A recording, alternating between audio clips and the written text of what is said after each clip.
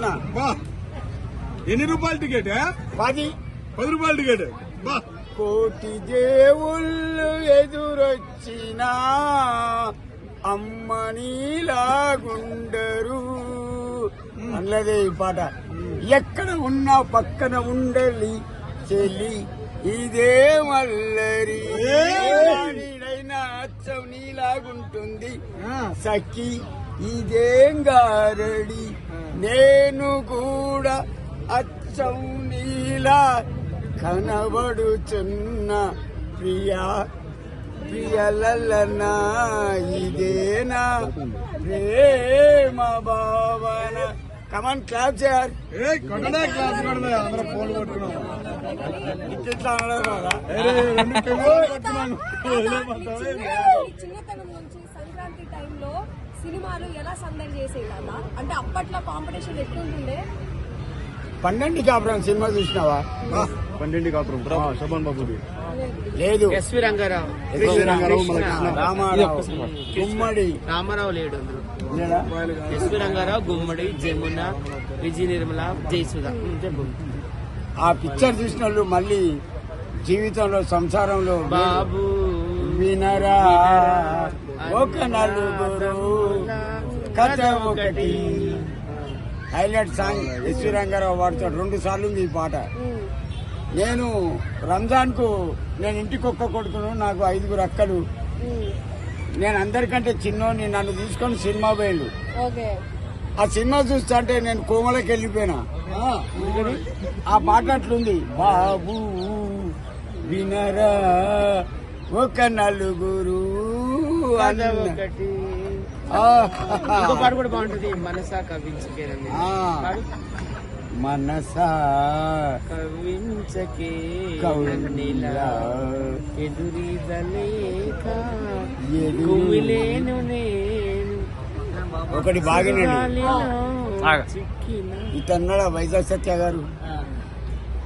ఏ cinema పాట అయినా సరే, అతను పుట్టక ముందు వచ్చిన సినిమా అయినా సరే అతను పాడగలడు, డ్యాన్స్ చేయగలడు. అతని దగ్గర ఆ టాలెంట్ ఉంది. నువ్వు చెప్పే తాత ఎట్టుంటది అప్పుడు ఆ టైంలో పండగల టైంలో సినిమాలు ఎట్లా సందడి చేసేటి? ఇప్పుడు ఈ రోజుల్లో సినిమాలు అప్పుడు 2 రూపాయల టికెట్, ఇప్పుడు 50-100 రూపాయల టికెట్. 50 కాదు, ఇప్పుడు 500. అగో ఇన్నరా 500 మరి భార్యాభర్తలు ఇద్దరు పోతే 3000 బీక్తాయి. ఇంత కూల్ డ్రింక్ అనో, ఇంత స్టఫ్ అనో, టికెట్లనో, లేకపోతే ఆటో కిరాయో, బండిలో పెట్రోలు 3000 పోతాయి. మరి ఆ సినిమా చూసుడు అవసరమనే ఇంట్లో సకినాలు వేసుకొని తింటున్నారు.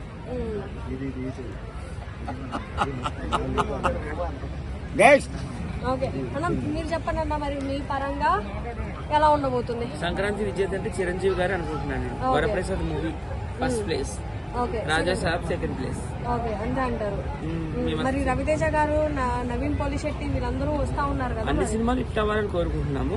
సంక్రాంతి విజేత అయితే చిరంజీవి గారని నేను నమ్ముతున్నాను. ఓకే అన్న, మరి ఈ సినిమాకి సంబంధించి అదే మనశంకర వరప్రసాద్ సినిమా ట్రైలర్ కూడా చాలా మంది ట్రోల్స్ చేస్తా ఉన్నారు. అంటే సగం మార్క్స్ అక్కడనే తగ్గిపోయాయి, సినిమా ఫ్లాప్ అయ్యేలా కనిపిస్తుందని చెప్పేసి అంటున్నారు. అనిల్ రావిపూడి సినిమాలు ఇప్పటి వరకు ఏమి ఫ్లాప్ కాలేదు. అన్ని కూడా సూపర్ డూపర్ హిట్స్. ఇది కూడా అన్ని ఆ సినిమాలు, పాత సినిమాలు, గత సినిమాలకు మించి సూపర్ డూపర్ హిట్ అవుతుందని నేను కోరుకుంటున్నాను. చిరంజీవి గారు కూడా ఈ ఏజ్ లో 70+ ఇయర్స్ ఏజ్ లో ఎంత గ్రేస్ తో నయనతారతో పోటీ పడి డాన్స్ వేయడం చాలా ఆనందించాల్సిన విషయం. అలాగే వెంకటేష్ గారు కూడా స్పెషల్ అపీరెన్స్ లో ఒక సాంగ్ లో వస్తున్నారు. ఇంకా అది కూడా ప్లస్ పాయింట్ సినిమాకి. సినిమా ఏ వైపు నుండి చూసుకున్నా గానీ బ్లాక్ బస్టర్. ఇంకేమన్నా క్వశ్చన్స్ ఉన్నాయా దీనికి సంబంధించి అడగండి, టాపిక్స్ డైవర్ట్ చేయాలి. ఫ్యాన్స్ గానీ చాలా మంది ఆ సినిమా పేరే పలకలేకపోతున్నారు సార్. ఒక్కసారి మీరు ఆ పేరు చెప్పి ఆ స్టోరీ ఏందో ఒకసారి చెప్పండి. ఎవరు చిరంజీవి గారు? చిరంజీవి గారు మన శివశంకర వరప్రసాద్ అంటే సినిమా చాలా మంది పలకలేకపోతున్నారు. అదే తెలుగు పేరే కదా అది. వరప్రసాద్ శంకరుడు వరప్రసాద్. షార్ట్ కట్లు ఎందుకు పెట్టలేదు అంటారు? ఆయన సినిమాలన్నీ కొంచెం పెద్దగానే ఉంటాయి. అనిల్ రావిపూడి టైటిల్స్ అన్ని కొంచెం లాంగ్ గా ఉంటాయి. సింపుల్ గానే ఉంది కదా. ఏముంది వరప్రసాద్ అనేయండి. వరప్రసాద్ మన శివశంకర్ ఎంత కలెక్ట్ చేయొచ్చు అన్న మరి పండక్కి? బడ్జెట్ 200 కోట్లు అంటున్నారు. ఒక 400 కోట్లు రావాలని నేను కోరుకుంటున్నాను. 400 crore రూపీస్. ఓకే అన్న, మరి రాజా సార్ రాజస్థాన్ అంటే తీసుకురా.